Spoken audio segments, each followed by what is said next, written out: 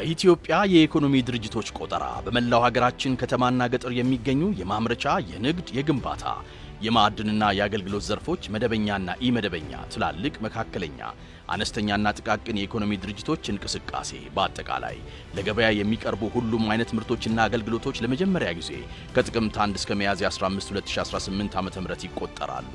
በቆጠራው የድርጅቶች ብዛትና ስርጭት፣ የተሰማሩበት የሥራ ዘርፍ አይነትና መጠን፣ ያሰማሩት የሰው ኃይል ብዛት፣ የምርት የሽያጭና የኤክስፖርት መጠን፣ የግብዓት አይነት መጠንና ምንጭ፣ በዲጂታል ኢኮኖሚ ውስጥ ያላቸው ተሳትፎ፣ በዓመቱ ያከናወኑት የግንባታ ተግባራት እንዲሁም በሥራ ላይ የሚያጋጥሟቸውን ችግሮችና ሌሎች ከዘርፉ ጋር የተያያዙ አስፈላጊ መረጃዎች ይሰበሰባሉ።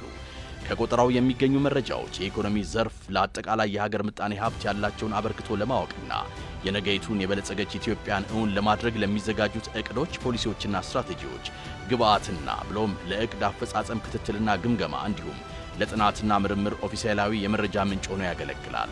በመሆኑ በመላው ሀገራችን በማንኛውም አይነት የኢኮኖሚ ዘርፍ ተሰማርታችሁ የምትገኙ ቤተሰቦች፣ ድርጅቶችና ተቋማት መረጃ ሰብሳቢዎች ለሚጠይቁት ጥያቄ ትክክለኛ መረጃ በመስጠት ሀገራዊ ኃላፊነታችሁን እንድትወጡ ተቋማችን ጥሪውን ያቀርባል። የኢትዮጵያ ስታቲስቲክስ አገልግሎት፣ ተአማኒ የመረጃ ምንጮ።